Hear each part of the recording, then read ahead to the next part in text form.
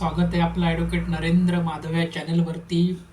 मित्रांनो, मागील काही भागामध्ये आपण कायदेविषयक वेगवेगळ्या घडामोडीच्या अनुषंगाने बोललो आहोत.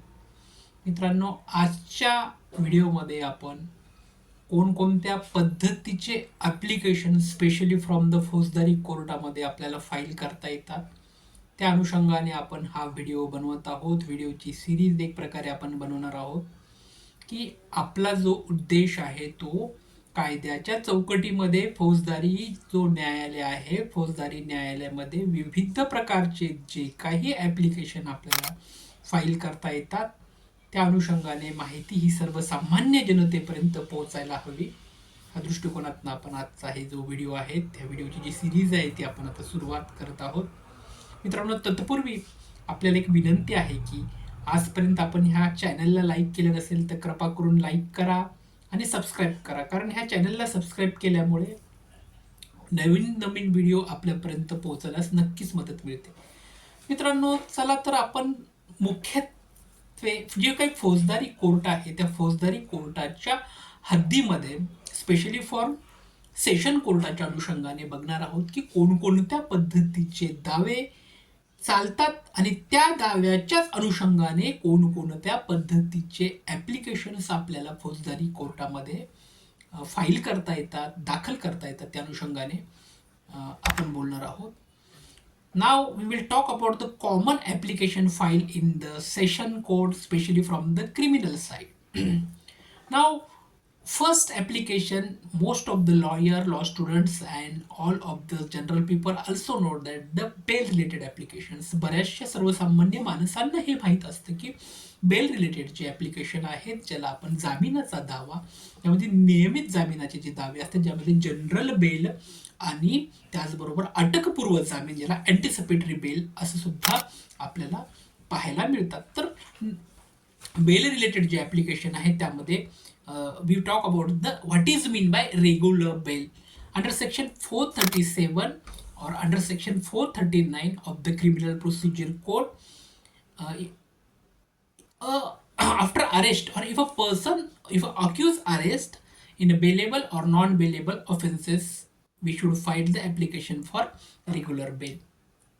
बेल रिलेटेड ॲप्लिकेशनमध्ये रेग्युलर बेलचा जो ॲप्लिकेशन आपल्याला बघायचा आहे त्यामध्ये ज्या वेळेला एखादा व्यक्ती अटक झालेला असतो, मग तो बेलेबल असो किंवा नॉन बेलेबल, ह्या दोन्ही प्रकारच्या गुन्ह्यामध्ये जर तो अटक झाला असेल तर त्याला सर्वसामान्य जामीन मिळवून देण्यासाठी रेग्युलर बेलची प्रोव्हिजन आपल्याला आहे आणि ह्या रेग्युलर बेलमध्ये आपण ॲप्लिकेशन कोर्टामध्ये रेग्युलर बेलचा आपण दाखल करू शकतो.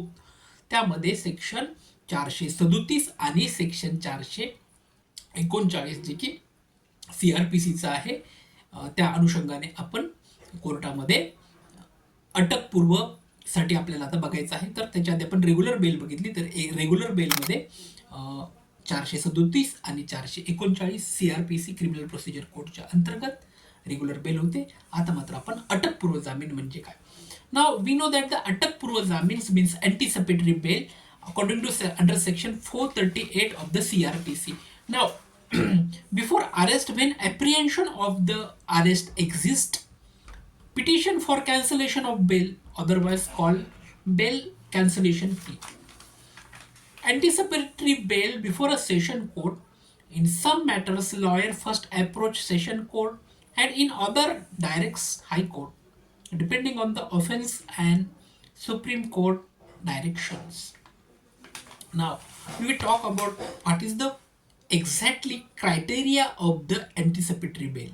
की अँटिसिपेटरी बेल ज्या वेळेला आपल्याला घ्यायची असते त्यावेळेला सगळ्यात महत्त्वाची गोष्ट आहे की before arrest when apprehension of the arrest exist, म्हणजे एखाद्या व्यक्तीला असं वाटत असेल की त्याला एखाद्या गुन्ह्याच्या अंतर्गत भविष्यामध्ये अटक होऊ शकते, तर ती अटक टाळण्यासाठी अटकपूर्व जामिनाची प्रोव्हिजन सेक्शन 438 मध्ये CRPC मध्ये मेन्शन केलेली आहे.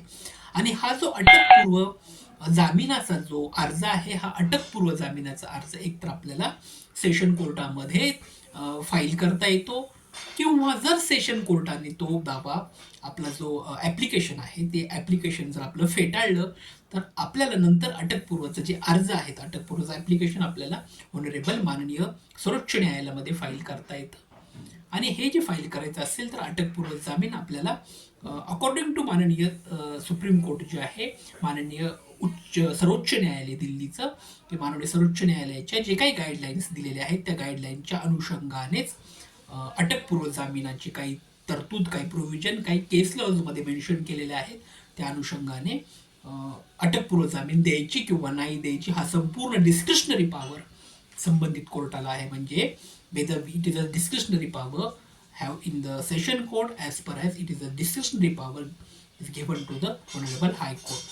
आणि जर हायकोर्टाने सुद्धा जर ती फेटाळली ते इन सम सर्कमस्टन्सेसमध्ये अटकपूर्व जामीन आपल्याला सुप्रीम कोर्टामध्ये सुद्धा मिळू शकते. परंतु हे सर्व त्या जी केस आहे त्या केसच्या संदर्भात असणाऱ्या फॅक्ट्स अँड सर्कमस्टन्सेसच्या अनुषंगाने आपल्याला बघायला मिळतं. मित्रांनो, आज आपण मुख्यत्वे करून अटकपूर्व जामीन आणि रेग्युलर जामीन ह्या अनुषंगाने माहिती बघितली. ह्यानंतर आपण फौजदारी जे कोर्ट आहे फौजदारी कोर्ट ज्याच्यामध्ये सेशन कोर्ट म्हणतो सेशन कोर्टामध्ये अटकपूर्व जामीन जामीन रेग्युलर बेल ह्या अनुषंगाने अजून काही कोणकोणत्या पद्धतीचे आपल्याला अर्ज त्याला ॲप्लिकेशन फाईल करता येतील त्या अनुषंगाने आपण पुढच्या भागामध्ये बोलणार आहोत. आपल्याला विनंती आहे की आपलं चॅनल लाईक करायचं आहे सबस्क्राईब करायचं आहे आणि आमचं मनोबल वाढवायचं आहे. व्हिडिओ बघितल्याबद्दल धन्यवाद. Thank you so much.